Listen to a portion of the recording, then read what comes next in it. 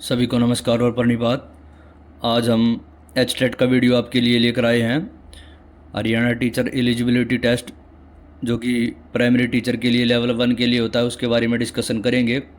एक बात और मैं आपको कहना चाहूँगा कि जो मैसेजेस और कमेंट आपके संपर्क करने के लिए आ रहे थे, तो उसके लिए यहाँ डिस्क्रिप्शन में मैं टेलीग्राम चैनल का लिंक भी डाल दूँगा। तो इसके बारे में डिस्कशन करते हैं। अभी निकट भविष्य में इसका डिटेल एडवर्टाइजमेंट देखने को मिलेगा और हर साल की तरह सर्दियों में जैसा कि हर बार होता है, इस बार भी इसको कंडक्ट कराया जाएगा। आगे भविष्य में जो रिक्रूटमेंट आएंगी तो उन बच्चों के लिए विशेष तौर पर फ़ायदेमंद होने वाला है। आपसे एक और अनुरोध रहेगा मेरा कि चैनल को लाइक, शेयर और सब्सक्राइब वगैरह कर लें, ताकि जिस बच्चे को ज़रूरत है उस बच्चे तक इस वीडियो को पहुंच जाना चाहिए। चलिए शुरू करते हैं। लेवल 1 का जो पेपर है वो इस बेस पे कंडक्ट कराया जाता है कि आपके पास या तो डीएड हो या डीएलएड हो या जिसको जेवीटी बोलते हैं, वो क्वालिफ़िकेशन आपके पास होनी चाहिए। क्लास पहली से लेके और 5वीं तक के अगर आप अध्यापक बनना चाहते हैं तो वहाँ इसकी उपयोगिता आपके लिए रहेगी। इसकी वैलिडिटी का जो है नोटिफिकेशन भी पिछले दिनों आपने देखा था कि अब इसकी वैलिडिटी लाइफ टाइम कर दी गई है। पहले कुछ लिमिटेड ईयर के लिए था और उसके बाद इसको दोबारा एग्ज़ाम देना पड़ता था आपको। मैं इस फील्ड में सी टेट और एच टेट की फील्ड में या पात्रता की फील्ड में काफ़ी लंबे समय से हूँ और लगातार ये 13-14 सर्टिफिकेट मेरे पास रखे भी हैं। लगातार मैंने तीनों लेवल के दिए। दिल्ली में सी टेट का एग्ज़ाम लेवल 3 के लिए नहीं होता है, यहाँ वो लेवल भी होता है। तो कॉमर्स का और हिस्ट्री का वो एग्ज़ाम भी पास कर रखा था मैंने। आप चैनल के जो प्लेलिस्ट है उसमें जाकर ये सब बातें देख भी सकते हैं। चलिए शुरू करते हैं। पेपर का जो पैटर्न है यहाँ पे वो 150 MCQ रखे गए हैं। 150 MCQ और 150 मार्क्स, यानी 1 नंबर का 1 MCQ है। पीछे जो जेबीटी वाला वीडियो डिस्कशन किया था उसमें इस तरह की कंडीशन नहीं थी, वहाँ 0.95 का एक क्वेश्चन था आपके लिए। टाइम ड्यूरेशन जो है वो 2.5 घंटे की रखी गई है और 150 मिनट इसमें बन जाएंगी, यानी 150 क्वेश्चन है आपके लिए और 150 मिनट है। नेगेटिव मार्किंग नहीं है जैसा कि पात्रता एग्ज़ामों में होता है, सीटेट में भी नहीं होती है और किसी पात्रता एग्ज़ाम में भी नहीं होती है। तो यहाँ ये सलाह मेरी रहेगी कि कोई क्वेश्चन छोड़ के ना आए। वैसे कि नहीं आता है तो तुक्का वगैरह उसका लगाए हैं आप, जो आपको ठीक लगे। सिलेबस का जो डिवीज़न है वो 5 पार्ट्स में कर रखा है। अभी डिटेल नोटिफिकेशन भी आ जाएगा, उसमें कोई ख़ास परिवर्तन की संभावना है भी नहीं। तो एक एक करके सब्जेक्ट वाइज देख लेते हैं कि कैसे कैसे आपको पढ़ना चाहिए। मैं वो तरीके भी बताऊंगा, वो पुस्तकें भी बताऊंगा जिससे मैंने फिर अपना एग्ज़ाम ये लगातार पास किया था। तो एक एक करके सब्जेक्ट वाइज देखेंगे। पहला पार्ट जो चाइल्ड डेवलपमेंट एंड पेडागोजी का है, 30 MCQ आएंगे इसमें। इसका मैं सबसे लास्ट में आपको बताऊंगा क्योंकि सबसे ज़्यादा मेहनत करनी पड़ेगी आपको यहाँ पे, और ये अदर सब्जेक्ट में भी इंक्लूड मिलेगी आपको, तो इसका सबसे लास्ट में डिस्कशन करेंगे। सेकंड नंबर से शुरू कर लेते हैं। लैंग्वेज के हैं जो हैं वो 2 हिस्से किए गए हैं। 15 नंबर के आपके हिंदी के MCQ आएंगे और 15 नंबर के आपके इंग्लिश के आएंगे। टोटल 30 नंबर का पार्ट ये रखा गया है। इसकी किताबें वगैरह और कैसे कैसे आपको इसकी तैयारी करनी है वो मैं एक बार आपको दिखा देता हूँ। जो ग्रामीण पृष्ठभूमि के बच्चे हैं, ख़ास तौर पर मैंने ये बात देखी है कि हिंदी का जो विषय है उनका उनकी पहुंच के दायरे में रहता है। मैंने जब ये एग्ज़ाम दी थी हिंदी का, एक बात और बता देता हूँ मैं यहाँ पे कि हरियाणा में जो हिंदी का और इंग्लिश का पोर्शन आता है वो सी टेट से थोड़ा अलग आता है। सी टेट में आपको आधे नंबर की तो हिंदी ग्रामर देखने को मिलेगी, पैसेज वगैरह देखने को मिलेंगे, और आधा पार्ट उसमें फिर पेडागोजी का रखा गया है। यहाँ प्योरली ग्रामर के ऊपर फोकस किया गया है। यदि आप कहेंगे तो मैं एक बार पिछले पेपर भी दिखा देता हूँ आपको कि कैसे कैसे उनमें किस किस तरह के क्वेश्चन आते हैं। वहाँ और यहाँ के एग्ज़ाम में यही थोड़ा अंतर है कि वहाँ जो ग्रामर है उस पे थोड़ा कम फोकस करते हैं, यहाँ ज़्यादा करना पड़ता है आपको। ये देखिए, जैसे मैं दिखा देता हूँ आपको, ये 2022 के एग्ज़ाम का सैंपल है।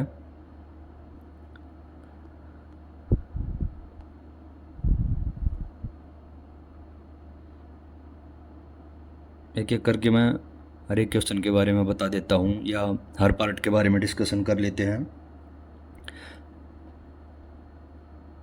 पहले लैंग्वेज का पार्ट है तो उसी के बारे में चर्चा कर लेते हैं।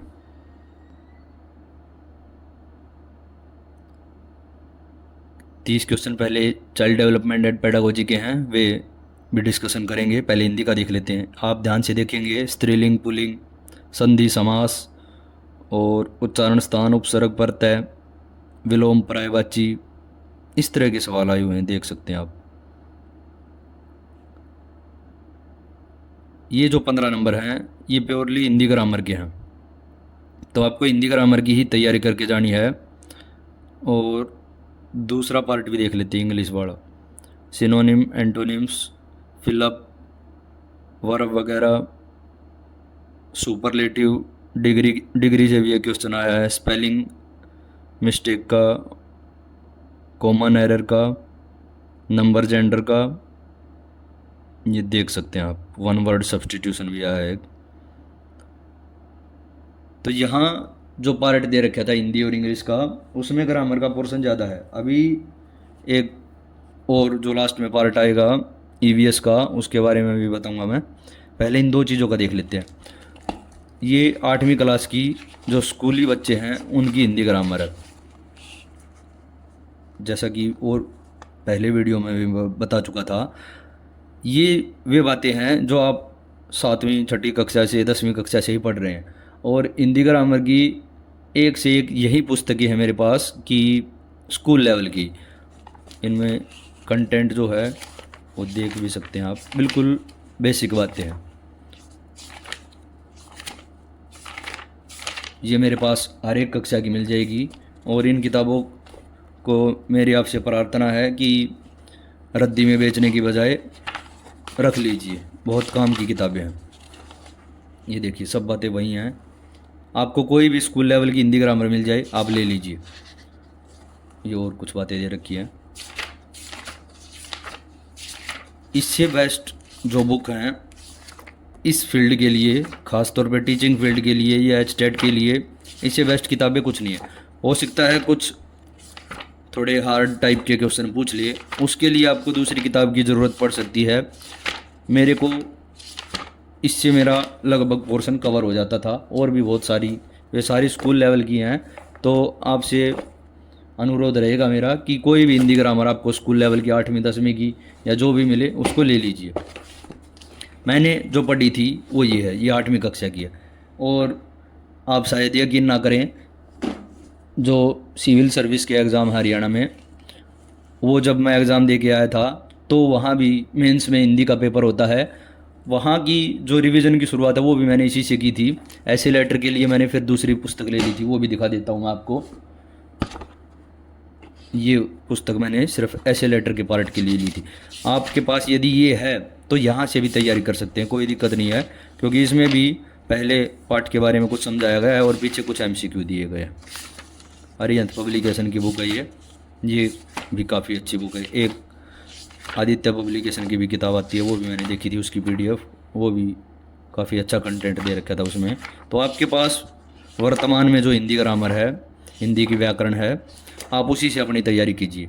और एडवांस पढ़ना है आपको तो सिर्फ एचटेट के लिए, मैं किसी और एग्ज़ाम के लिए नहीं बता रहा। जैसे कि डीएसएसबी के एग्ज़ाम वगैरह दिए थे मैंने, तो वो कंटेंट मैंने यहाँ नहीं पढ़ा था। यहाँ सिर्फ हिंदी ग्रामर आती है और कोई क्वेश्चन ऐसा कठिन ना आ जाए, क्योंकि तीनों लेवल के एग्ज़ाम मैंने दिए थे और लगातार वो पास भी किए थे। तो हिंदी स्पेशल ग्रामर के लिए फिर एक पुस्तक ये भी है मेरे पास, सामान्य हिंदी दिग्दर्शन की किताब है। ये पूरी की पूरी एमसीक्यू फॉर्मेट में है। इसका एक बार इंडेक्स वगैरह देख ले आप। एक समय ऐसा आया था कि ग्रामर के जो क्वेश्चन थे, हिंदी व्याकरण के जो क्वेश्चन थे, वो काफ़ी अच्छे दर्जे के पूछे जाते थे। तो उस समय मुझे भी ये लगा था कि कोई ना कोई ऐसी पुस्तक होनी चाहिए जिसमें और भी ज़्यादा एमसीक्यू की प्रैक्टिस दे रखी हो। टॉपिक मैंने यहाँ से बिल्कुल नहीं पढ़ा है, और ना ये टॉपिक की किताब है। ये देख लीजिए, इसमें सिर्फ एमसीक्यू दे रखे हैं, क्योंकि कई बार पर्यायवाची, विलोम शब्द या उपसर्ग प्रत्यय का क्वेश्चन थोड़ा टफ दिया जाता है। तत्सम तद्भव के भी क्वेश्चन कई बार आ जाते हैं।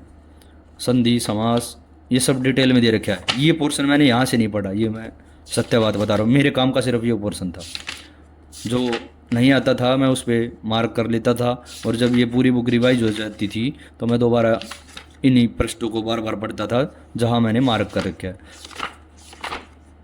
तो एक बेसिक बुक जो स्कूल लेवल की हो, और एक प्रैक्टिस के लिए। बस हिंदी के लिए आपको इतना ही काम करना है।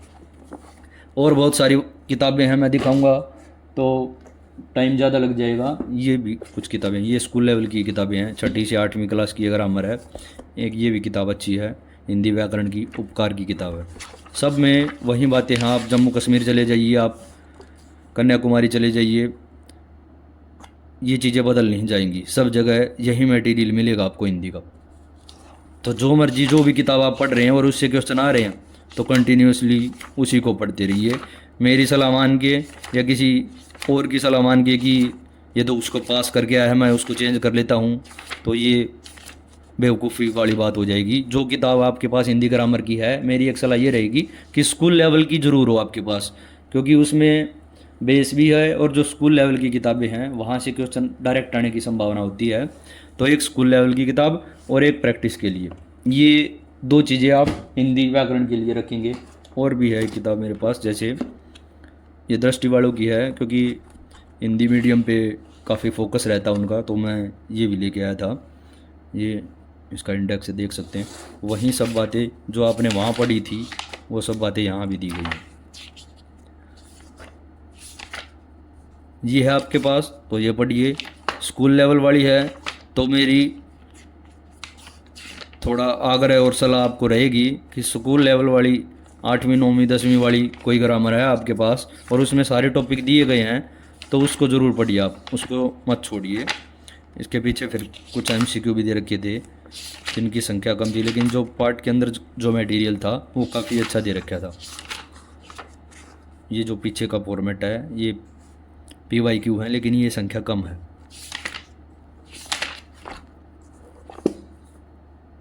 एक किताब सिर्फ और एचटेट के लिए है। जब एचटेट को एसटेट बोला जाता था उस समय मैंने ये किसी से ली थी।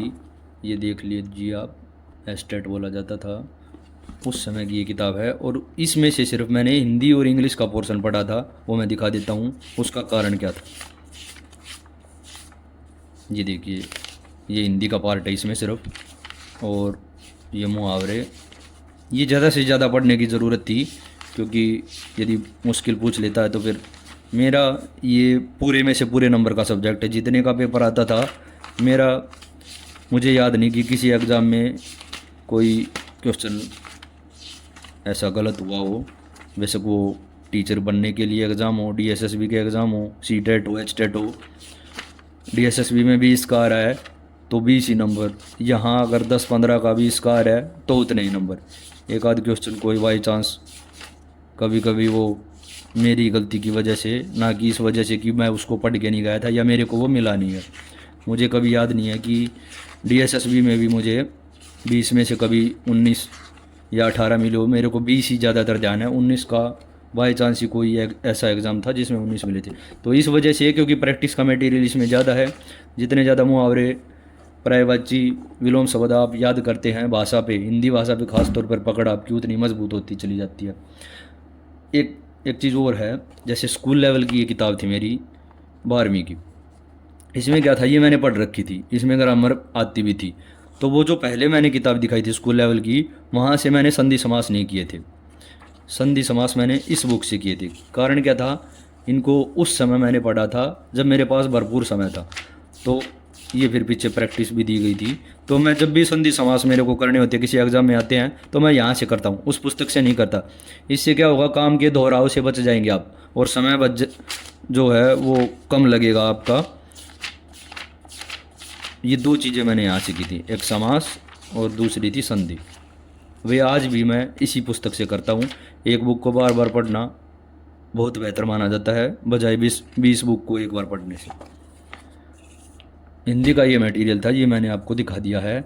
और कोई क्वेश्चन बाहर नहीं मिलता था, मैं फिर बता रहा हूँ। वो कोई क्वेश्चन अगर गलत भी हो रहा है, किसी एग्ज़ाम में हुआ भी है मेरा हिंदी का, तो वो मेरी अपनी गलती थी। किसी का मान लिया बाई चांस जल्दबाजी हो, आप किसी का जो गोला भरना होता है वो गलत भर देते कई बार, या किसी का सी आपने अंदाज़ा लगाया और फिर वो मार्कशीट में बी भर दिया। ऐसी एक आध गलती वो हर प्रतियोगी छात्र के जीवन का हिस्सा है, वो चलती रहती हैं। अदरवाइज कंसेप्ट का कोई क्वेश्चन ऐसा नहीं था जो इन पुस्तकों से बाहर हो, जो अभी मैंने आपको दिखाई है। दूसरी चीज़, इंग्लिश की डिस्कशन कर लेते हैं। इंग्लिश की भी एक बुक मैंने ही बार बार पढ़ी है, और इंग्लिश का भी यही है, मैंने अभी आपको दिखाया भी था। इंग्लिश ग्रामर का पोर्शन ज़्यादा आता है। ये केडी पब्लिकेशन की किताब है और ये इसका कंटेंट है। वहीं बेसिक बातें, verb, tense, active and passive voice, narration, noun, pronoun, article, synonyms, antonyms, ये बहुत ही उपयोगी पुस्तक है। आप यदि एसएससी लेवल की तैयारी कर रहे हैं तो इस बुक से परिचित भी होंगे। ये देखिए, अभी मैंने जो आपको दिखाया था उसमें यही बातें आई हुई थी जो एग्ज़ाम का मैंने पेपर दिखाया था अभी आपको। मैंने जब भी इसकी शुरुआत की है तो यहाँ से ये पोर्शन यहाँ से मैं शुरू करता था, वो कैब का जो पार्ट है, और उसके बाद synonyms, antonyms, one word substitution, idiom, phrases, ये पोर्शन मैं पहले कवर करता था, पीछे के जो पेज हैं। उसके बाद मैं प्रीपोजिशन, मॉडल, आर्टिकल, नाउन वगैरह, ये पोर्शन यहाँ से भी कई बार क्वेश्चन आता प्रीपोजिशन का। उसके बाद आर्टिकल, कंजक्शन, एडजेक्टिव, प्रोनाउन, आगे वाला जो हिस्सा है बेसिक जो इंग्लिश ग्रामर है उसके बाद कवर करता था। और एक अभी जो मैंने दिखाई थी, एक ये पुस्तक थी जिसमें से मैंने हिंदी का पार्ट किया था, इसी में से मैंने इंग्लिश की भी रिवीजन की थी। कारण क्या था, उसमें जो टॉपिक दिए गए थे वह थोड़ी सरल भाषा में लगे मेरे को, तो मैंने हिंदी के साथ साथ फिर इंग्लिश का भी पार्ट यहाँ से कर लिया था। ये जैसे वन वर्ड सब्स्टिट्यूशन है, ये आप जितने याद करेंगे भाषा पे आपकी पकड़ उतनी अच्छी होती चली जाएगी। ये और पोर्शन, इतनी मोटी पुस्तक है ये, और उपयोगिता सिर्फ इसकी मेरे लिए ये रही कि मैंने सिर्फ वो पोर्शन यहाँ से कवर किया था। अदरवाइज इसके मोटाई देख सकते हैं आप, ये दो और वो जो दो सब्जेक्ट हैं वो बहुत ही कम पेजेस में यहाँ से निपट गए थे।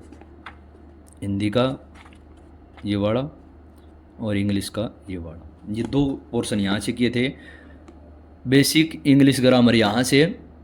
आप दूसरा कोई सोर्स यूज कर रहे हैं, जैसे कई बच्चे आजकल ऑनलाइन का यूज करते हैं, तो वो भी एक अच्छा ऑप्शन है।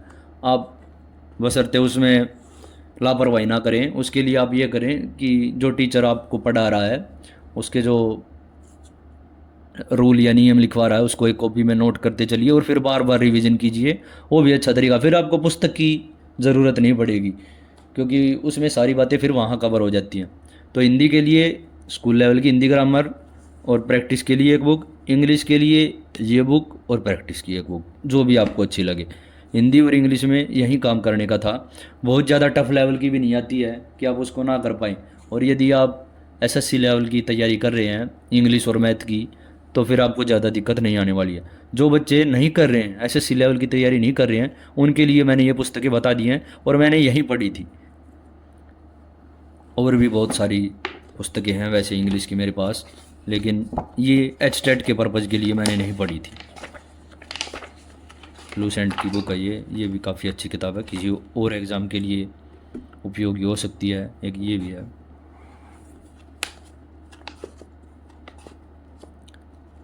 तो किताबें तो काफ़ी हैं, लेकिन जहाँ से मटेरियल आ रहा है या आसान है आपके लिए वो मैंने आपको दिखा दिया है।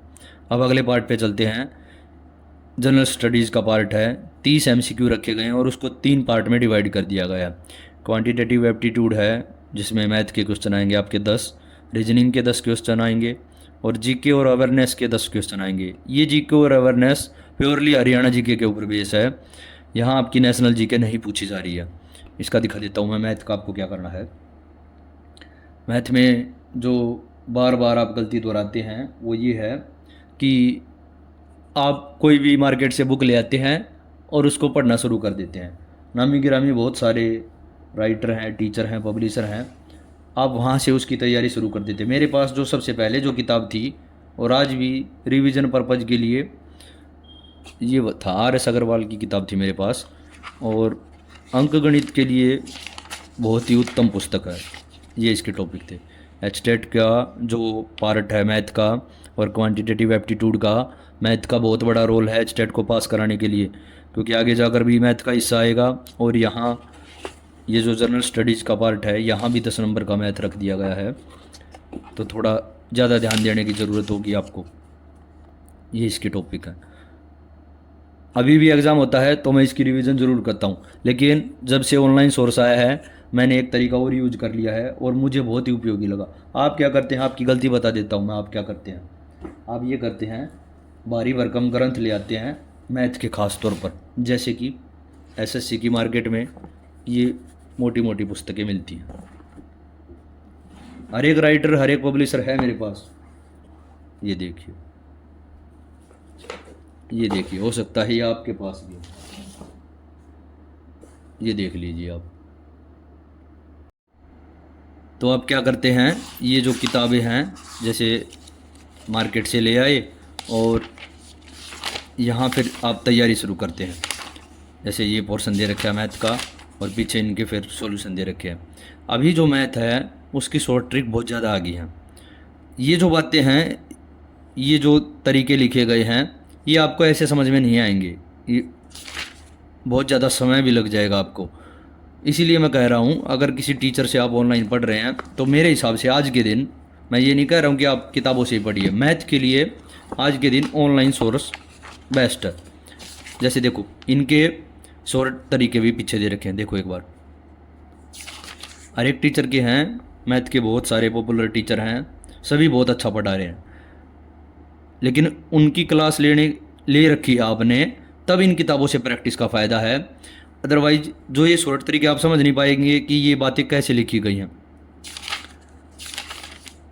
ये देख लीजिए आप, उस टीचर का आपने पढ़ रखा है, फिर उस टीचर की आपने प्रैक्टिस बुक ले ली है, वो सही तरीका है पुस्तक को पढ़ने का। अदरवाइज ये देखिए, ये भी छोटे तरीक़ों की किताब है, लेकिन जब टीचर आपके सामने लाइव आकर या वीडियो में आपको पढ़ा रहा है, ऑडियो और विजुअल फॉर्म में आप देख रहे हैं, तो उस बात के मस्तिष्क में जमे रहने की संभावना ज़्यादा है और वो तरीका आपको समझ भी आएगा। इस तरीके से आपका समय भी ज़्यादा लग जाएगा और बहुत कुछ प्राप्त नहीं कर पाएंगे आप। ऐसे ये प्रैक्टिस सेट है, देखिए, ये तब काम के हैं आपके जब आपने इन्हीं अध्यापक से कोई ना कोई वीडियो या इनकी ऑफलाइन ऑनलाइन क्लास ली हो, तब फ़ायदा है। अब मैं बता देता हूँ आपको करना क्या है अगर आप ऑनलाइन सोर्स यूज कर रहे हैं। मैंने ये सोर्स जो टीचिंग के एग्ज़ाम बाद में दिए मैंने पात्रता के बाद, वहाँ इस सोर्स को यूज़ किया और मेरे लिए मैंने इसको बहुत उपयोगी पाया। मैंने क्या किया, ये देखिए, मैं दिखा देता हूँ आपको। जैसे ये मैंने रफ कॉपी ले रखी थी एक, इसकी जगह मेरे को फेयर कॉपी लेनी थी, ये मेरी थोड़ी गलती रही। आप कोई भी कॉपी ले लीजिए, एक रफ हो फेयर हो, बस इस पर्पज से कि आपको थोड़े नोट्स बनाने हैं।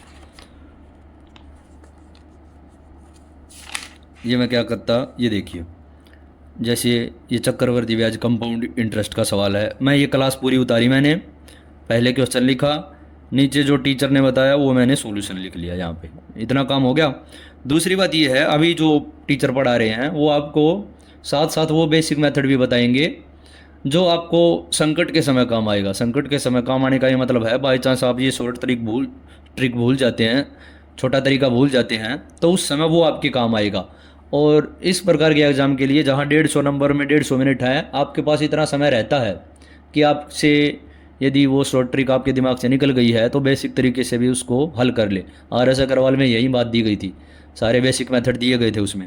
अभी भी कुछ टीचर कराते हैं, बहुत अच्छी बात है वो, कि बाय चांस आपको ये तरीका, क्योंकि शॉर्ट ट्रिक बहुत ज़्यादा हो जाएंगी तो दिमाग से स्किप होने की संभावना रहती है, फिर बेसिक तरीका आप यूज कर लें और 1-2 मिनट आपकी ज़्यादा लग जाएगी, लेकिन आपका क्वेश्चन ठीक हो जाता है। और मैथ में अच्छी बात यह है कि नंबर आपको फिर पूरे मिल जाते हैं और वहीं आपका आंसर निकल आता है, तो कॉन्फिडेंस लेवल भी आपका बढ़ जाता है। अब मैं क्या करूँगा, मैंने ये क्वेश्चन उतारा, नीचे ये तरीका उतारा।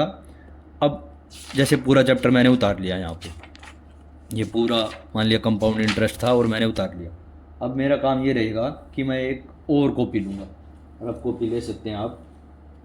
उसमें आपको क्या करना है, अब आपको ये करना है कि जब आपका ये पूरा वीडियो या पूरा चैप्टर ख़त्म हो जाए, तो फिर यहाँ ऐसे इस कॉपी को रख लीजिए।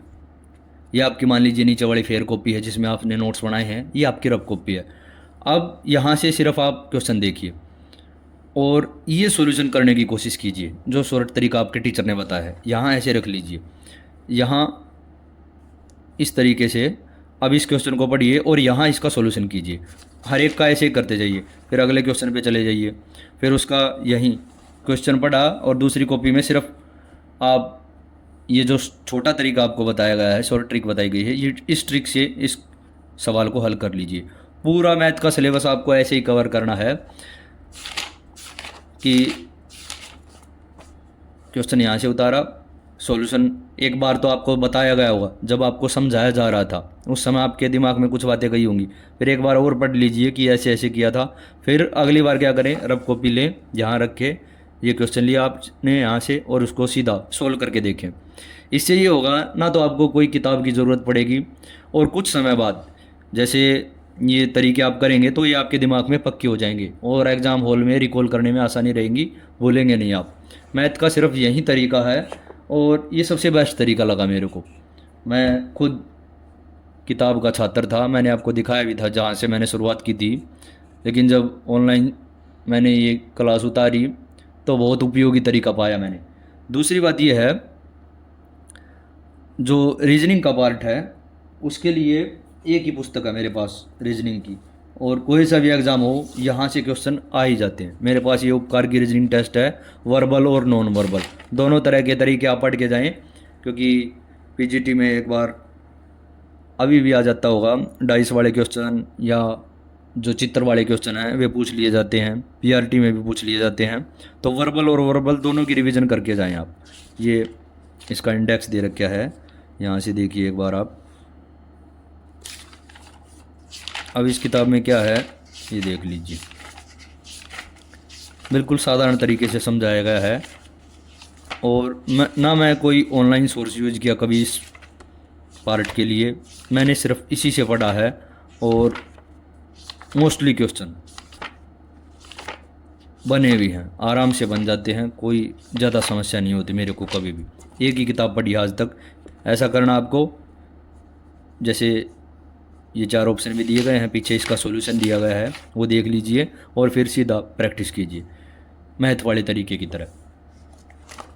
आप रीजनिंग यदि ऑनलाइन भी पढ़ रहे हैं तो भी कोई समस्या नहीं है। रीजनिंग और मैथ जो कि प्रैक्टिकल सब्जेक्ट हैं, ऑनलाइन तरीके से आजकल बहुत सारे रिसोर्सेज, टीचर या चैनल आ गए हैं। आप जो भी आपको काम ये करना है, अपना सिलेबस या जो टॉपिक आपको पढ़ना है वो सीधा यूट्यूब पे सर्च कीजिए और फिर उसकी पूरी क्लास उतार दीजिए। पूरी क्लास उतार के फिर रफ कॉपी में प्रैक्टिस करते रहिए, ये सबसे अच्छा तरीका है। और ये आपके हाथ में भी है, कि हाथ में होने का मतलब ये है कि आपको जब समय लगे, जिस टाइम लगे, सहूलियत भी है आपके लिए, उसी समय उसको वहाँ से पढ़ लीजिए। ये रीजनिंग का पार्ट हो गया। अब जीके या अवेयरनेस का पार्ट देखते हैं। यहाँ मैं बता चुका हूँ, नेशनल जो जीके है उसका पार्ट नहीं पूछा जा रहा है। यहाँ 10 नंबर के एमसीक्यू में आपसे हरियाणा जीके पूछी जा रही है। इसका मैं दिखा देता हूँ मैंने कहाँ से पढ़ी थी।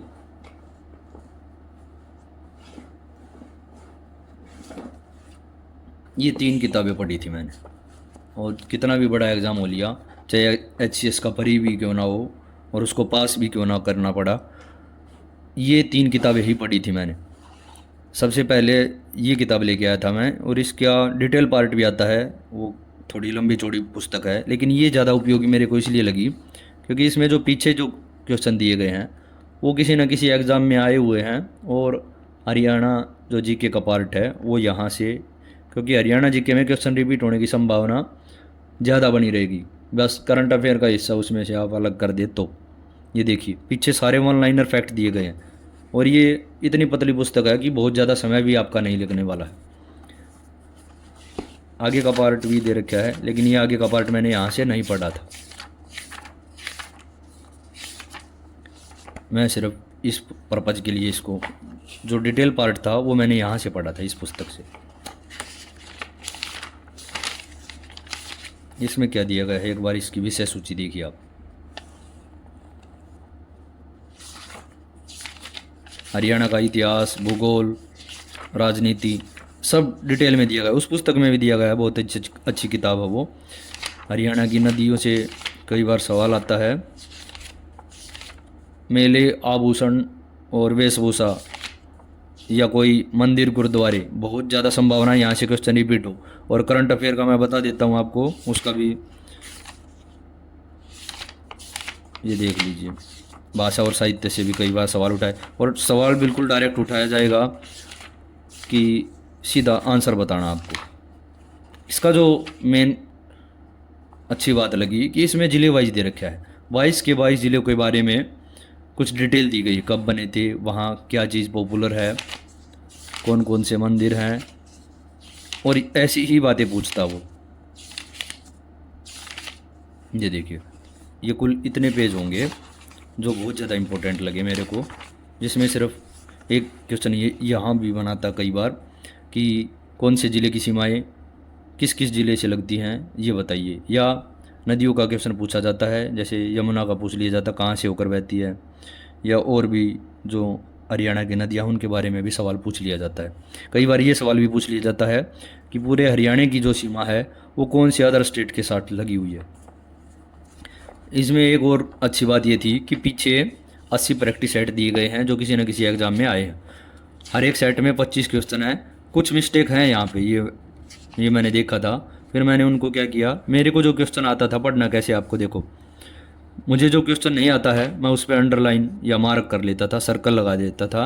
और एक बार जब ये मेरे 80 सेट हो गए, ये देखिए, उन पे भी आपको सर्कल लगाना है जो आपने तुक्का मारा था। तुक्के मारने का ये मतलब है आपको आता नहीं था और आपने टिक कर दिया, पीछे जब आपने आंसर देखा तो आपका बाई चांस गलती से वो ठीक मिल गया, उस पर भी सर्कल लगाना है। और जब पूरी बुक को ऐसे कर लें, जो आपको नहीं आता वो, जो आपने तुक्का लगाया है वो, पूरी बुक को एक बार निकल जाए इसमें से, और फिर जो ये मार्क किए गए हैं या जो सर्कल लगाए गए हैं, फिर इनको बार बार पढ़िए। ये पीछे इनके आंसर दिए गए हैं। कोई आपको डाउटफुल लग रहा है तो उसको गूगल से आंसर फिर चेक कर लीजिए आप। हो सकता है नए रिवाइज एडिशन में ये गलतियाँ ठीक कर ली गई हों। मैंने ये पुस्तक पढ़ी थी, और भी बहुत सारी अच्छी किताबें आती होंगी, लेकिन मेरे पास यही है, मैं साफ बात बता रहा हूँ आपको। एक किताब और है, जैसे जब मैं नॉन टीचिंग एग्ज़ाम देता था, जैसे ग्राम सचिव वगैरह, पटवारी वगैरह, क्लर्क वगैरह, कई एग्ज़ाम दिए थे और पास भी किए थे, तो उस समय मैं ये लेके आया था। ये किरण की किताब पब्लिशर की है, बहुत अच्छी किताब है ये भी। इसमें क्या दे रखा है, पहले डिटेल और पीछे उसके फिर एमसीक्यू। कुछ गलतियाँ इसमें भी हैं, हो सकता है रिवाइज एडिशन में ये भी ठीक कर ली गई हूँ। डिटेल, यहाँ डिटेल और पीछे फिर उसका एमसीक्यू। ये भी अच्छा तरीका होता है कि आपने जो पढ़ा है पीछे उसकी रिवीजन हो जाती है। ये ज़्यादा नंबर का जब पार्ट आ रहा था उस लिहाज से मैं लेके आया था, लेकिन यहाँ 10 नंबर के लिए मैं इतनी सारी पुस्तकें नहीं पढ़ूंगा। और भी एक किताब है जो और भी ज़्यादा प्रचलित है, ये है अरिहंत की, हरियाणा जी की है, इंग्लिश वर्जन भी आता है इसका। ये मैं लेके आया था, लेकिन मेरे पास इतना रिवीजन का समय नहीं था। इंग्लिश मीडियम के जो छात्र हैं उनके पास, कई छात्रों के पास मैंने देखी है ये किताब, इंग्लिश मीडियम वालों के पास अच्छी पुस्तक है, लेकिन समय के अभाव के कारण मैं रिवीजन नहीं कर पाया। मैंने बार बार इन दो की रिवीजन बार बार की है, ये देख लीजिए आप। और ज़्यादातर क्वेश्चन, कोई शायद ही ऐसा एचटेट गया हो जो जिनमें क्वेश्चन हरियाणा जीके का मुझे ना आता मिलता था, सारे क्वेश्चन बन जाते थे। तीसरी ये थी, ये क्योंकि मैं पढ़ चुका था इसलिए मैंने फिर रिवीजन की बार बार। आप एक काम करेंगे, जो पुस्तक आप पढ़ रहे हैं उसकी बार बार रिवीजन कीजिए, और करंट अफेयर का पार्ट अभी छोड़ लीजिए। जब आपका एग्ज़ाम डेट आ जाए, बिल्कुल निकट एग्ज़ाम आ जाए, करंट अफेयर आप जब कीजिए। करंट अफेयर से कैसे सवाल आने की संभावना है मैं बता देता हूँ। इस बार ओलंपिक का एक सवाल या पैरालंपिक का एक सवाल ज़रूर आएगा, देख लेना बेशक आप। या कोई बहुत ज़्यादा प्रचलित योजना रही है सरकार की, या कुछ हरियाणा ने देश में सबसे पहले लागू कर दिया है, या कोई मेला वगैरह, या गीता महोत्सव है हर साल, वहाँ से आपको थीम स्टेट वगैरह, या फिर आपका सूरज कुंड मेला है, यहाँ से क्वेश्चन बनने की संभावना बहुत ज़्यादा होती है। मैं क्या करता हूँ, जब भी कोई एग्ज़ाम आता है हरियाणा का और वहाँ हरियाणा जी के दी गई है, तो मैं ऐसा कर लेता हूँ, A4 पेपर लिए और वो क्लास उतारनी शुरू कर दी। यूट्यूब से करना आपको ये काम,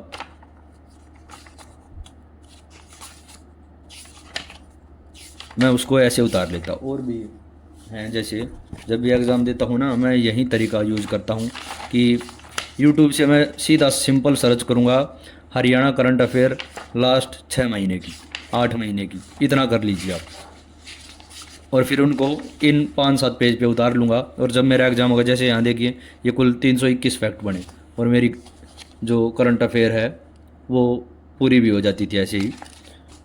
ये देखिए, ये हरियाणा का पार्ट था, वो नेशनल जीके का पार्ट था, नेशनल करंट अफेयर थी वो, ये हरियाणा करंट अफेयर थी। मैं ऐसे ही करता हूँ, जब भी मेरे को कोई करंट अफेयर का काम करना होता है तो मैं मैगजीन नहीं मंगवाता हूँ। पहले मैं मंगवाता था, मेरे पास हैं भी, ये दिखा भी देता हूँ। जहाँ ज़्यादा हिस्सा आ रहा करंट अफेयर का, वहाँ आपको मैगजीन मंगवानी चाहिए। लेकिन यहाँ 2-3 सवाल आने हैं, और उसके लिए आपको जो यूट्यूब वाले हैं वो, या मैगजीन वाले हैं, पूरी किताबें पढ़ाते रहते हैं। हर रोज़ करंट अफेयर हरियाणा की करा रहे हैं HTET के लिए, तो वो सरासर, ये मैं मानता हूँ कि वो टाइम ख़राब करने का माध्यम है।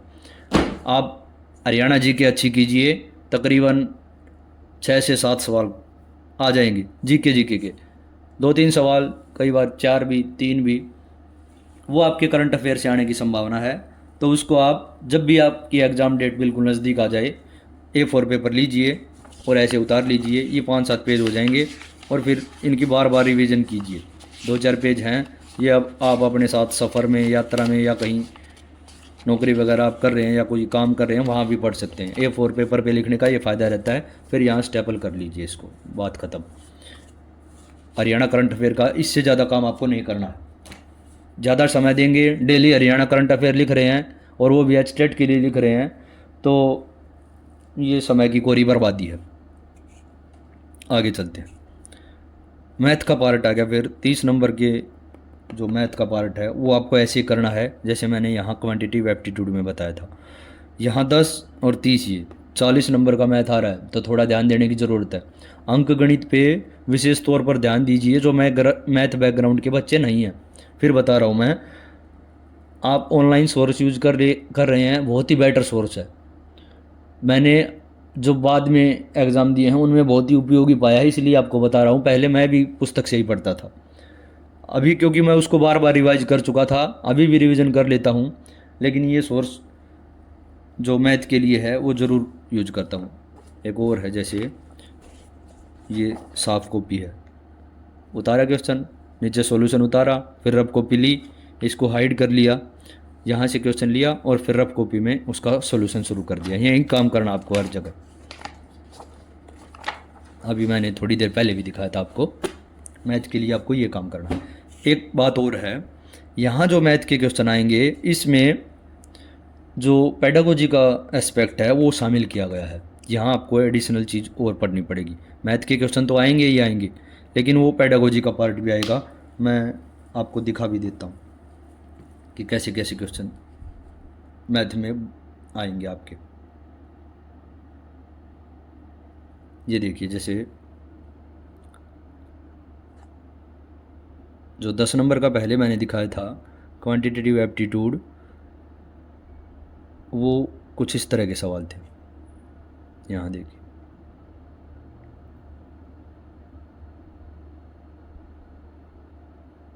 फिर ये रीजनिंग का पार्ट दिखाया मैंने 10 नंबर का, और फिर नीचे हरियाणा जीके के क्वेश्चन देता हूँ।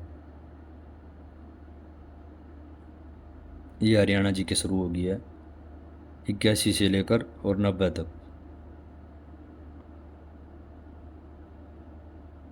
ये देख भी सकते हैं, जैसे खोड़िया नृत्य का क्वेश्चन आया है, केंद्रीय भेड़ प्रजनन फार्म का आया है, हरियाणा जीके का मैंने अभी दिखाया था आपको। ये फैमिली आईडी से भी क्वेश्चन पूछा गया है। ये हरियाणा के इतिहास से 1857 की जो क्रांति हुई थी। बन जाएंगे, सारे क्वेश्चन बन जाएंगे, कोई ज़्यादा परेशानी लेने की ज़रूरत नहीं है। अभी जो मैंने बताया है वहाँ से ज़्यादातर क्वेश्चन बन जाएंगे, सिर्फ करंट अफेयर का पार्ट बचेगा, वो आप ऑनलाइन रेफ़र कर लीजिए। अब जो ये 30 नंबर का मैथमेटिक्स है, ये वाला हिस्सा, उसके जो क्वेश्चन है वो और देख लेते हैं। यहाँ से शुरू हो गया, देखिए 30 नंबर का प्योरली मैथ है ये। ज्योमेट्री के भी सवाल आ रहे हैं और एक दो सवाल आपको मेंसुरेशन का भी मिलेगा, एक दो सवाल आपको ये देखिए वॉल्यूम का भी मिलेगा, साइन थीटा कोस थीटा का भी एक सवाल था पिछली बार। वो बहुत ज़्यादा डीपली सवाल नहीं पूछेगा, अगर ऐसे सवाल पूछ रहा है तो डायरेक्ट आपको फॉर्मूला याद होना चाहिए और वो निकल आएगा। लाभ हानि ब्याज, ये देखिए ये पोर्शन एक्स्ट्रा तैयार करना पड़ेगा आपको, जैसा सीटेट में तैयार करते हैं आप। सीटेट में 50-50 जो मामला होता है वो कुछ यहाँ दिए गए, प्रोबेबिलिटी से भी सवाल पूछा गया है, ये देखिए आप। तो मैथ का पोर्शन जो है वो आपको थोड़ा स्ट्रॉन्ग करना पड़ेगा। ये सवाल सीटेट के लिए अगर आप मैथ की पेडागोजी तैयार कर रहे हैं तो वहाँ से बन जाएंगे। मैं दिखा देता हूँ मैंने कहाँ से तैयार किया था। मेरे पास इग्नू के कुछ मॉड्यूल थे और जब भी पात्रता परीक्षा देनी होती थी मैं यहीं से पढ़ता था। आजकल ज़्यादा साधन सुविधाएं आपके पास, पहले यूट्यूब पे इस प्रकार के वीडियो तक अवेलेबल नहीं होते थे, ये देखिए। तो फिर मैंने ये मॉड्यूल लिए थे और यहाँ से मैथ का जो पेडागोजी का पार्ट है वो यहाँ से कवर कर लिया था। जितनी बार मैंने सीटेट दिया, जितनी बार एचटेट दिया, लगातार दिए मैंने और लगातार ही पास किए। उस समय जो उनकी वैलिडिटी थी वो लिमिटेड समय के लिए थी, लेकिन मैं भी हर बार देता रहा क्योंकि मेरे को ये पता था कि जितनी ज़्यादा रिवीजन मैं यहाँ करूँगा इन चीज़ों की, मेरे को फिर जब वास्तव में नौकरी का एग्ज़ाम आएगा तो वहाँ इसका फ़ायदा मिलने वाला है। मैंने मैथ का यहाँ से किया था। आप अभी जैसे सर्च कर सकते हैं, उसमें आप लिखेंगे मैथ की पेडागोजी तो कुछ वीडियो आपके सामने निकल के आ जाएंगी, जो आपको अच्छा लगे उसी के फिर पूरी क्लास उतार लीजिए, फिर बार बार रिवीजन कीजिए। दूसरा तरीका ये हो सकता है, जैसे कुछ ये प्रैक्टिस के लिए बुक होती हैं, इनमें मैथ का पार्ट ढूंढिए आप। ये देखिए जैसे ये मैथ का पार्ट है, बहुत बेसिक मैथ है, ये चीज़ें ज़रूर आनी चाहिए आपको। कई बार जो आसान क्वेश्चन है वो गलत कराते हैं आप, रिवाइज करके जाइए, सवाल पूछेगा ज़रूर यहाँ से इन बातों से।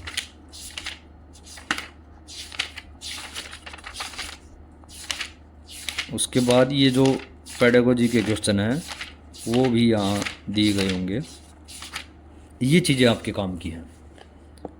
ये जहाँ से भी मिले आपको, जैसे आप बीएड करते हैं तो वहाँ एक बुक्स आती हैं, जैसे पेडागोजी ऑफ हिंदी है, पेडागोजी ऑफ मैथ है, वहाँ से पेडागोजी ऑफ मैथ मिले तो वो ले लीजिए, मैं अभी दिखा भी दूंगा। ये पोर्शन आपका काम का है। अभी जो मैं ये बातें दिखा रहा था कि ऐसे सवालों के लिए आपको पेडागोजी पढ़ के जानी पड़ेगी, और मैथ में 30 नंबर वाले मैथ में ये चीज़ आपको ज़रूर मिलेगी, और भी कुछ क्वेश्चन मिलेंगे, ये देखिए। और नई शिक्षा नीति आने के बाद इस बात की संभावना ज़्यादा है कि इस तरह की कुछ क्वेश्चन और पुट किए जाएंगे, और हो सकता है प्रैक्टिकल क्वेश्चन का हिस्सा थोड़ा घटा दिया जाए, लेकिन आपको दोनों तैयार करके जाने पड़ेंगे। ये देखिए हिंदी और इंग्लिश में इस तरह के सवाल नहीं थे, आपने देखा होगा, मैथ में हैं। तो मैथ को आपको प्रैक्टिकल पोर्शन भी तैयार करके जाना पड़ेगा और उसके पेडागोजी के क्वेश्चन भी तैयार करके जाने पड़ेंगे। वो जो बीएड की किताबें आती हैं वो भी मेरे पास रखी हैं। उसमें क्या होता है कि बीएड वाली जो किताबें आपने जिस समय, जैसे मैंने दोनों कर रखी हैं, मेरे पास डीएलएड भी है और बीएड भी है, तो जैसे ये किताबें हैं, ये कोर्स बुक होती हैं उस समय की जब आप कर रहे थे। इनका फ़ायदा क्या है, जैसे इंग्लिश की पेडागोजी जैसे सीटेट वगैरह में आती, ये भी हो सकता है कि जैसे मैथ में या ईवीएस में इस बार कई क्वेश्चन नई शिक्षा नीति के तहत ईवीएस पढ़ाने के या पढ़ने से संबंधित डाले गए थे। हो सकता है वो जो इंग्लिश और हिंदी की ग्रामर है, जो प्योरली इंग्लिश और हिंदी ग्रामर है, वहाँ कुछ क्वेश्चन टीचिंग के या पेडागोजी के इंक्लूड कर दिए जाएं। इस बात का आपको ध्यान रखना पड़ेगा, क्योंकि आप मान लिया सिर्फ ग्रामर तैयार करके ले जाते हैं तो हो सकता है कुछ क्वेश्चन वहाँ भी पुट कर दें। ऐसा ही मैथ का अगर आपको मिलता है तो बेसिक ले लीजिए, मैथ को कैसे पढ़ना चाहिए, कौन कौन से तरीके हैं, वो बातें ऐसी इसमें मिलेंगी। मैंने वो इग्नू वाली सी तैयार कर ली थी, इसीलिए फिर जब जब आपका वास्तव में टीचर का एग्ज़ाम आता है, जो सी टेट और एच टेट के बाद आता है, तब मैंने इन पुस्तकों की रिवीजन की थी। सारे पार्ट है मेरे पास,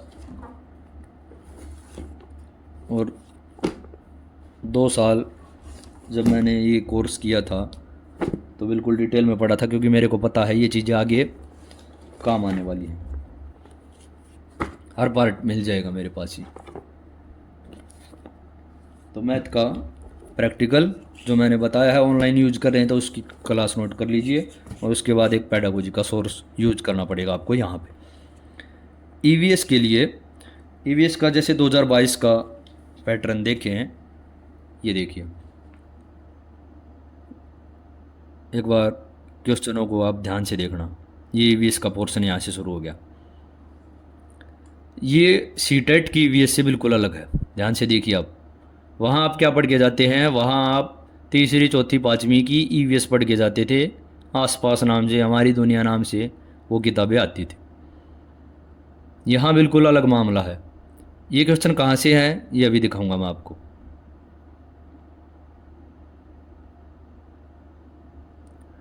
अब इन क्वेश्चनों में 2022 वाले में और 23 वाले में एक और अंतर आ गया है। वो क्या है, यहाँ आप देख रहे होंगे कि ईवीएस की पेडागोजी नहीं है, ये सिंपल ईवीएस है, और ये वो ईवीएस भी नहीं है जैसी सी टेट में आती है। यहाँ साइंस ज़्यादा इंक्लूड की गई है, ध्यान से देखिए अगर आप। तो आपको क्या करना है, टेट के लिए आपको हर तरीके से तैयार रहना पड़ेगा। उसके लिए आपको थोड़ी एक्स्ट्रा मेहनत भी करनी पड़ेगी, तो ये काम ज़रूरी हो जाता है आपके लिए। मैं दिखाता हूँ, ये किताबें हैं जैसे एनसीईआरटी की, आप क्या कीजिए, छठी, सातवीं, आठवीं, ये तो 3 करनी है मस्ट है। मैं एक सलाह और दूंगा कि आप 10वीं तक की, छठी से 10वीं तक की एनसीईआरटी की साइंस की किताबें ज़रूर पढ़ के जाएं। ये देखिए, ये इनका इंडेक्स है, और यहाँ से क्वेश्चन आने की संभावना बहुत ज़्यादा रहेगी। वैसे आप जो पिछले एग्ज़ाम हैं वहाँ से देख भी लीजिए, इन किताबों से क्वेश्चन ज़रूर आए हैं। ये 9वीं कक्षा की है। ये जैसे देखिए, वायु प्रदूषण का हिस्सा है, नाइट्रोजन चक्कर है, ऑक्सीजन चक्कर है, यहीं से क्वेश्चन छपते हैं। फसलों का पैटर्न है, ये 9वीं कक्षा की है। और भी दिखा देता हूँ मैं,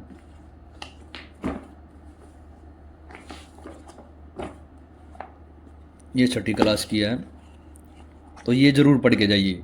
हरियाणा की जो ईवीएस का पोर्शन है वो यहाँ से क्वेश्चन छपते हैं। तीसरी चौथी पाँचवीं की ईवीएस आप एक नज़र मार लीजिए, उसमें आपका मेरे हिसाब से आधे दिन का काम है। उसके बाद इन पे आ जाइए जहाँ से मेन क्वेश्चन आने हैं। छठी, सातवीं और आठवीं की एनसीईआरटी की साइंस मस्ट है, ये बेसिक लिख लीजिए इसको। ये वो आसपास की किताबें थी जो आप, ये देखिए, जो आप सीटेट के लिए पढ़ते थे। ये कोई भारी भरकम मामला नहीं है, इसमें सिर्फ एक सरसरी निगाह से कर लीजिए, हो सकता कोई क्वेश्चन पुट कर दिया जाए। संभावना कम है क्योंकि हरियाणा में यहाँ से क्वेश्चन नहीं आते थे। एक काम और करना आपको, छठी, सातवीं, आठवीं, छठी से 10वीं की साइंस और छठी से 8वीं की कम से कम भूगोल ज़रूर पढ़िए आप। भूगोल की भी मैं दिखा देता हूँ, ज्योग्राफी की बहुत ज़्यादा मटेरियल नहीं है। ये देखिए कितनी पतली पतली किताबें हैं, एक दिन में 2 भी हो सकती हैं। मेरे को यदि अभी देना होता तो मैं इनको ज़रूर पढ़ के जाता। आपने यदि ध्यान से उस, अभी मैंने आपको जो पेपर दिखाया उसमें ध्यान से देखा हो तो कुछ इस टाइप की बातें भी थी। ये 8वीं की है, ये 7वीं की है। ये देखिए, ये सब ईवीएस की तो बातें हैं, और यहाँ से क्वेश्चन छटेगा तो आप मना भी नहीं कर पाएंगे कि ये ईवीएस से था नहीं था। बहुत ज़्यादा वास्ट सब्जेक्ट है ये, आपको तैयार करके ले जाना ही पड़ेगा।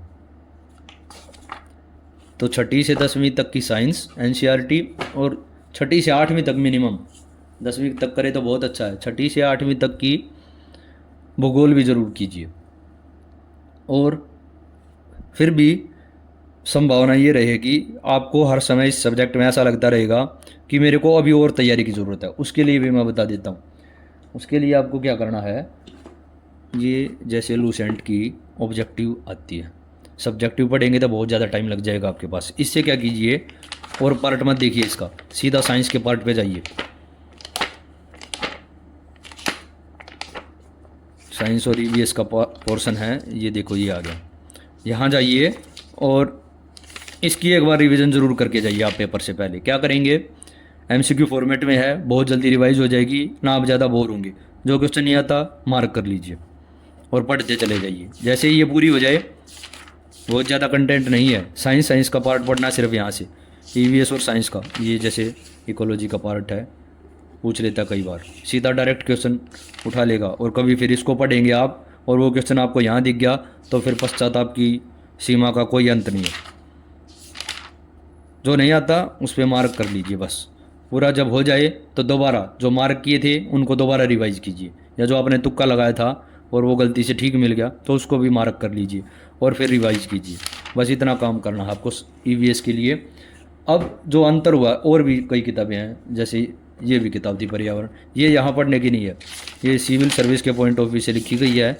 अगर कोई इस टाइप की आपके पास किताब है तो उसका ये मटेरियल मत पढ़िए आप। यदि आपको इनसे बेनिफिट ही लेना है तो सीधे एमसीक्यू पे जाइए। ये देखिए 2-2 पेज के एमसीक्यू मिलेंगे, हर चैप्टर के एमसीक्यू निकाल डालिए आप। ये देखिए सिर्फ एमसीक्यू की प्रैक्टिस, और कुछ नहीं करना ऐसी किताबों से। दूसरे भी राइटर हैं और भी है मेरे पास, जैसे ये कवि की बुक है दृष्टि की, ये बल्कि मटेरियल हो जाएगा आपके लिए, रिवाइज नहीं कर पाएंगे। है तो ईवीएस ही, लेकिन रिवाइज नहीं कर पाएंगे। और एचटेट के लिए मैंने ये नहीं पढ़ी थी, मैं ये साफ बता रहा हूँ। चीज़ें इसमें भी सारी हैं, लेकिन जब आपका कम मटेरियल में काम चल रहा है तो फिर इतने पेजेस की किताब पढ़ने का कुछ औचित्य लग नहीं रहा मेरे को। है आपके पास और कर रखी है तो रिवीजन ज़रूर कीजिए, ये मैं ज़रूर कहूँगा। जैसे एक चीज़ और है, आप जो बायोलॉजी की किताब है 12वीं क्लास की, ये देखिए, ये पूरी नहीं पढ़नी आपको, और एक्स्ट्रा पढ़ना चाहते हैं उन बच्चों के लिए बता रहा हूँ। इसके लास्ट के 3-4 चैप्टर पे चलिए आप सीधा, वहाँ आपको क्या मिलेगा, ईवीएस का पोर्शन मिलेगा। ये देखिए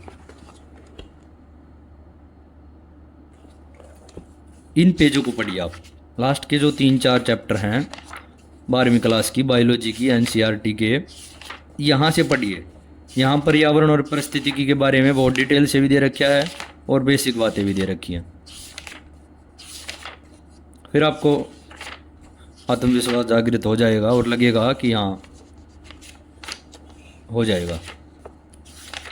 ज़्यादा पेजेज नहीं हैं, बहुत जल्दी जल्दी। ये देखिए जैव विविधता और संरक्षण का पार्ट है। ये सारी बातें जो इसमें लास्ट पेजेज पे दी गई हैं वो उन साइंस की किताबों में इंक्लूड की गई हैं, लेकिन इसमें थोड़ा डिटेल में। ये देखिए पर्यावरण के मुद्दे, लास्ट के जो 4-5 पार्ट है ना, वो यहाँ से आप ज़रूर पढ़ के जाइए, बहुत फ़ायदा रहेगा आपको। 12वीं क्लास की बायोलॉजी पिछले 4-5 चैप्टर एनसीईआरटी, ये देखिए। तो ईवीएस के लिए अभी मैंने जो आपको दिखाई थी ईवीएस, उसमें साइंस ये जो क्वेश्चन अभी दिखाए हैं मैंने, किताबें भी दिखा दी, लेकिन इसमें एक बात है, 22 वाला जो सैंपल है उसमें पेडागोजी इंक्लूड नहीं है। और पिछली बार जो पेपर आया वो मैं आपको दिखा देता हूँ, वो भी उसमें एक चीज़ नई इंक्लूड कर दी गई कि एनईपी के हिसाब से जो साइंस है उसके कुछ क्वेश्चन इसमें इंक्लूड कर दिए गए। अभी मैं दिखा देता हूँ आपको।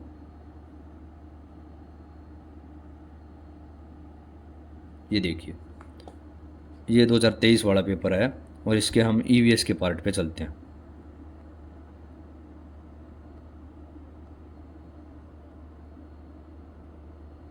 यहाँ से शुरू हो गया इन्वायरमेंटल स्टडी। ये क्वेश्चन देखिए आप, ये पिछले एचटेट से जो भी एचटेट आपने दिए हैं उनसे थोड़ा भिन्न प्रकार का मामला है।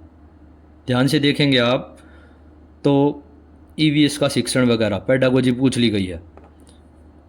वैसे सवाल अभी भी आ रहे हैं। ये देखिए साइंस के वैसे सवाल जो इन्वायरमेंट से रिलेटेड है, मैंने अभी दिखाए थे जो किताबें, वो सवाल अब भी आ रहे, तो वो सोर्स छोड़ना नहीं है आपको, एक एक्स्ट्रा चीज़ इंक्लूड होगी। आप जो सीटेट के लिए पेडागोजी पढ़ते हैं ईवीएस की, वो पढ़ लीजिए, आपका सब्जेक्ट ये कवर हो गया। आप वो साइंस भूगोल वे ज़रूर करके जाइए, मैं फिर कहूँगा, क्योंकि वे सवाल सारे नहीं आए हैं। ये देखिए NEP 2020 ईवीएस शिक्षण,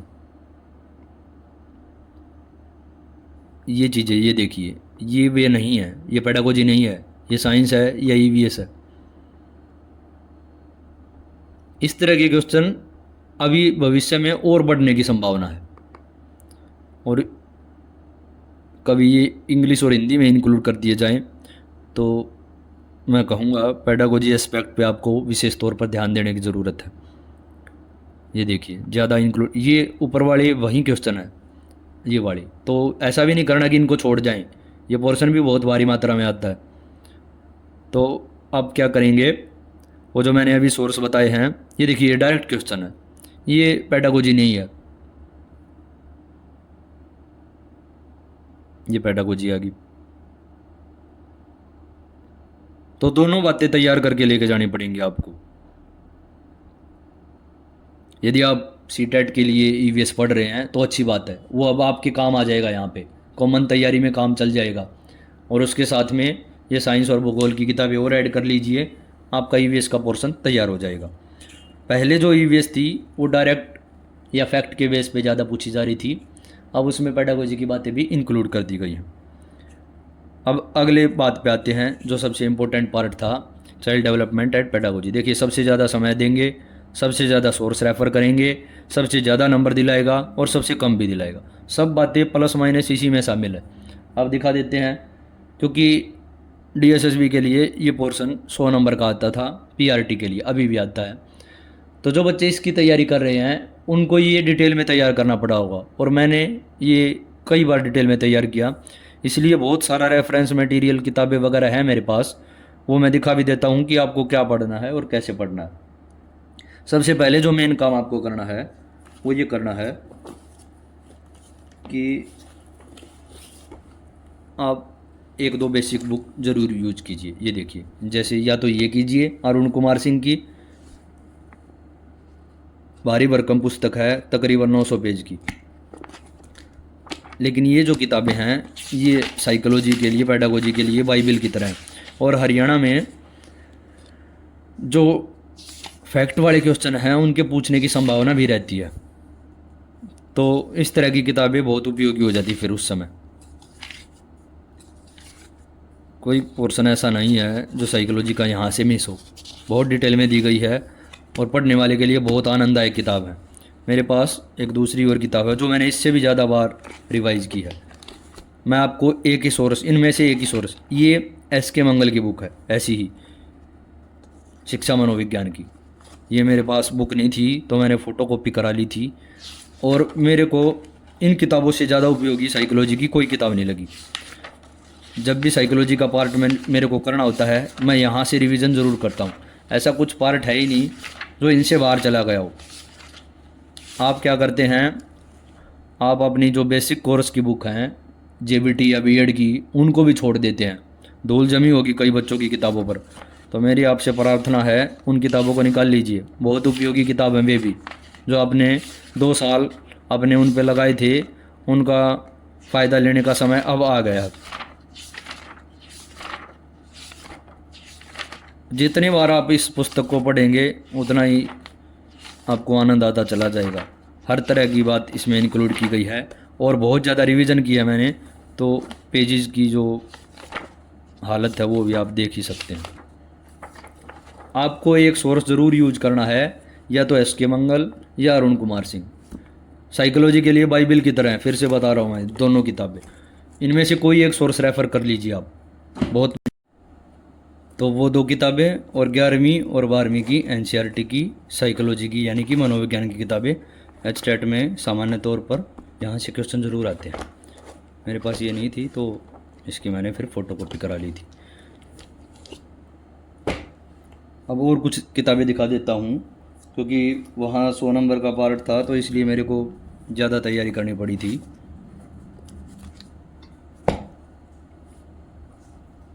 इस तरह की जो किताबें हैं वो आपके यहाँ काम की नहीं है। ये देखिए, कुछ हो सकता है आपने पहली बार भी देखी हो। यहाँ एचटेट के लिए ये नहीं पढ़ेंगे, जब आपका नौकरी का एग्ज़ाम होगा तो इन किताबों को पढ़ना है आपको। अब प्रैक्टिस सेट देख लेते हैं, जिसका बहुत ही इम्पोर्टेंट रोल है।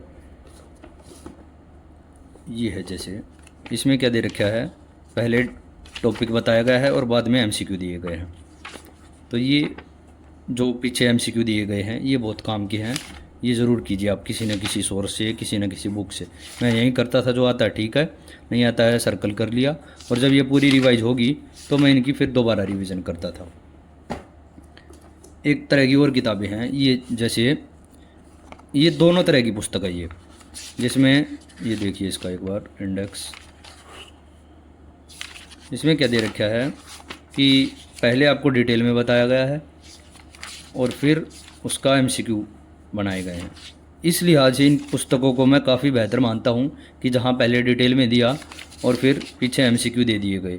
ये उसका अल्टरनेटिव हो सकता है, आपके लिए हो सकता है कि आपने यदि कोर्स बुक नहीं पढ़ी है अपनी डीएलएड वाली या बीएड वाली, या आप अरुण कुमार सिंह या एसके मंगल भी नहीं पढ़ना चाहते हैं, बहुत कम समय में ज़्यादा कवर करना चाहते हैं, तो उपयोगी हो सकती है। लेकिन सारे क्वेश्चन इससे बन जाएंगे, इस बात की कोई गारंटी या संभावना नहीं बताऊंगा मैं। मैंने ज़रूर पढ़ी थी और अच्छी किताब है।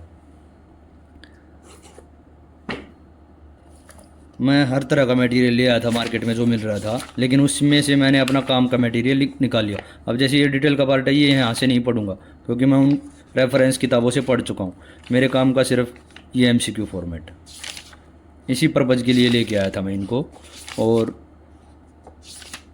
एज ए इन्वेस्टमेंट मैं इस चीज़ को मानता हूँ कि पुस्तकें आप जितनी ज़्यादा आपके पास हों, जितना नॉलेज आप उनसे ले सकें, फ़ायदा ले सकें, उतना लीजिए। प्रैक्टिस सेट मार्केट में ऐसा मैंने कोई छोड़ा ही नहीं है जो आता और मैंने नहीं लिया हो। ये देखिए, यहाँ से अब डिटेल में ये बातें नहीं पढ़ूंगा मैंने जिस लिए ये पुस्तक ली थी उसका पॉइंट ऑफ व्यू या उसका जो मेन मकसद है मेरा ये था, मेरे को एमसीक्यू की ज़्यादा से ज़्यादा प्रैक्टिस करनी थी। आपके पास जो पुस्तक है नहीं है तो बेशक ले लीजिए, प्रैक्टिस सेट आपके काम आएंगे। ये देखिए, इसमें मैंने क्या किया, जैसे जो नहीं आ रहा मेरे को, एक तरीका ये भी हो सकता है कि मैंने ऊपर उनका क्वेश्चन नंबर लिख दिया। अब जब ये पूरे प्रैक्टिस सेट मेरे रिवाइज हो जाएंगे तो मैं क्या करूँगा, ये जो ऊपर लिखे गए इन क्वेश्चनों को बार बार पढ़ूंगा, और यदि फिर मेरा वो हर बार ही गलत हो रहा है उस टॉपिक का क्वेश्चन, तो मैं रेफरेंस किताबें या अपनी कोर्स बुक पे जाऊँगा और उसको वहाँ से पढ़ लूँगा। ये काम आपको ज़रूर करना है। ये जैसे एचटेट का है,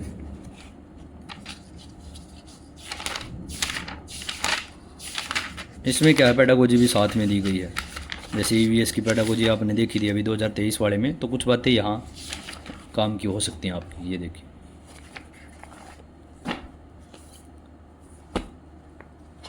ये सब प्रैक्टिस सेट हैं। जितनी ज़्यादा प्रैक्टिस करेंगे, साइकोलॉजी ऐसा सब्जेक्ट है, उतना ही ज़्यादा आनंद आता जाएगा आपको, और कॉन्फिडेंस का जो लेवल है वो आपका बढ़ता चला जाएगा। मैं जब भी बुक स्टोर पे जाता तो ये किताबें ज़रूर ले लेता था, जो ख़ास तौर पे प्रैक्टिस के लिए। अब ये देखिए, यहाँ से मैं ये नहीं पढ़ूंगा क्योंकि मैंने वो चीज़ें वहाँ से कवर कर ली। अब दोबारा मैं अपना बर्डन नहीं बढ़ाऊँगा। अब मेरे काम का ये है कि मैं जो भी एमसीक्यू दिए गए हैं उनकी प्रैक्टिस करूँ यहाँ से। ये देखिए, सब प्रैक्टिस का मटेरियल है, एमसीक्यू फॉर्मेट में है, जैसा आपका एग्ज़ाम आ रहा है उसी लिहाज से इनको बनाया गया है। तो जितनी ज़्यादा प्रैक्टिस करेंगे उतना आपके लिए बेनिफिशियल होगा। अब जैसे ये देखिए, आपके पास हो सकता है दूसरे सब्जेक्ट की कोई किताब हो, जैसे कॉमर्स की है, तो इसमें पहले वाला पार्ट तो मेरा कॉमन है ही, ये चीज़ें तो यहाँ भी आ रही हैं और वहाँ भी आ रही है, तो इस चीज़ से यहाँ से ये प्रैक्टिस कर लीजिए। लैंग्वेज का पार्ट वहाँ भी है, जनरल स्टडीज़ वहाँ भी है, तो आपको मटेरियल किताबों से निकालना आना चाहिए कि आपके लिए क्या उपयोगी है। मेरे को जो उपयोगी लगता मैं सीधी उसकी पीडीएफ निकलवा लेता था।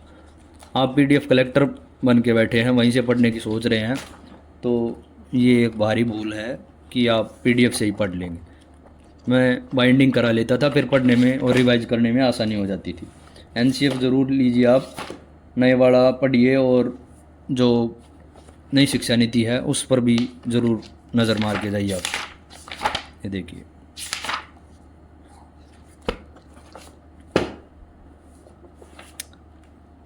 मैं पुराने क्वेश्चन पेपर भी निकलवा लेता था यदि मेरे को उपयोगी। ये देखिए, किसी एग्ज़ाम के पेपर थे और मनोविज्ञान और फर्स्ट पेपर उनमें आया था, DSSB के थे ये, तो मैंने ये फिर प्रिंट निकलवा लिए और उनकी फिर बाइंडिंग करा ली। ये देखिए,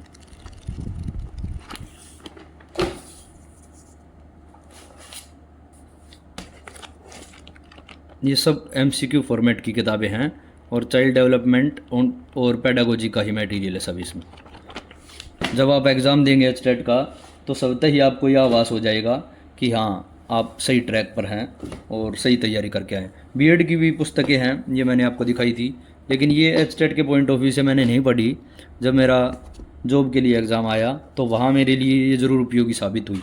क्यों? क्योंकि अभी भी आप DSSB में जो अदर सब्जेक्ट के भी हो रहे हैं एग्ज़ाम, उनमें भी ये जो चाइल्ड डेवलपमेंट या टीचिंग मेथडोलॉजी का पार्ट आया है, उसमें ये पॉइंट डायरेक्ट दिए गए हैं। यहाँ वहाँ ये आपके लिए काफ़ी उपयोगी हो सकती हैं।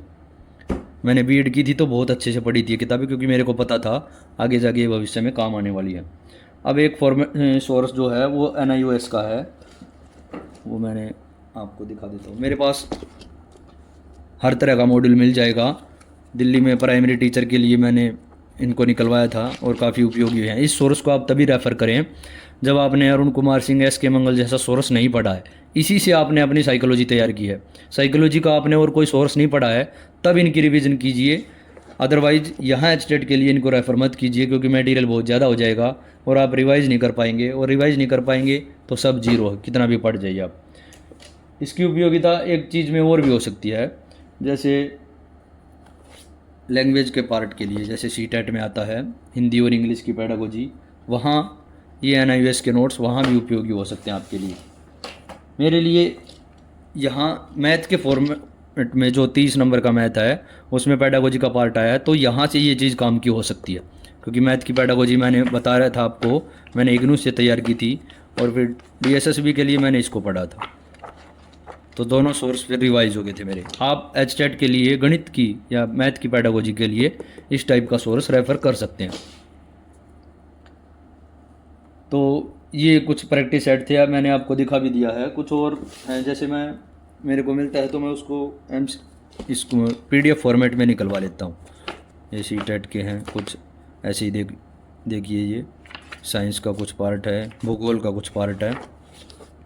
तो मैं जो मटेरियल मेरे को ठीक लगता है, जैसे कि NIOS के कुछ प्रिंटेड MCQ के नोट्स मिल गए थे, तो वे भी मैंने फिर फ़ोटोकॉपी निकलवा के और उनको बाइंडिंग करवा ली। ये देखिए,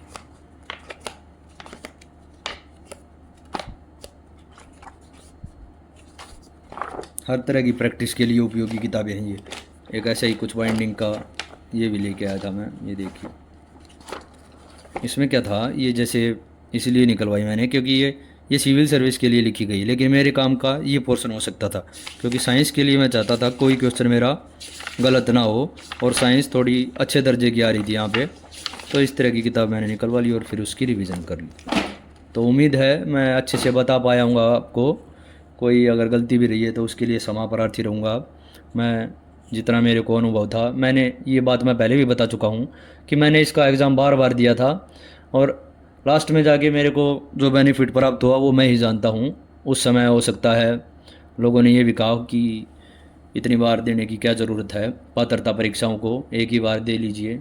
लेकिन मैं जितनी बार पेपर आता था मेरे को ये पता रहना चाहिए था कि मैं तैयारी के टच में हूँ या नहीं हूँ, मैं कहाँ स्टैंड कर रहा हूँ। इसलिए मैंने ये बार बार एग्ज़ाम दिया और बार बार पास भी किया। आपसे पुनः अनुरोध है कि चैनल को लाइक, शेयर और सब्सक्राइब वगैरह कर लीजिए। तो इसी के साथ मैं इसको समाप्ति की तरफ ले जाना चाहूँगा। अपनी लिखी कुछ बातों से मैं समाप्त करना चाहूँगा। जैसा कि अभी शिक्षक दिवस था तो उस मौके पर मैंने कुछ लाइनें लिखी थी कि अपनी सारी ज़िंदगी खपा देते हैं ज़िंदगियाँ बनाने में, कुछ और ना सही उनके नाम पर किसी विद्यालय का नाम ही रख दो, सबको मुस्कुराहट बांटते चले जाते हैं हमारे गुरुदेव, एक दिन हैप्पीनेस का कम से कम उनके लिए भी रख दो। प्रत्येक समय पाश्चात्य गुणगान में वाचाल रहने वाले हम लोग अपनी निज गुरुकुल पद्धति की कुछ बातें अगली पीढ़ी के लिए भी संभाल के रख दो। धन्यवाद।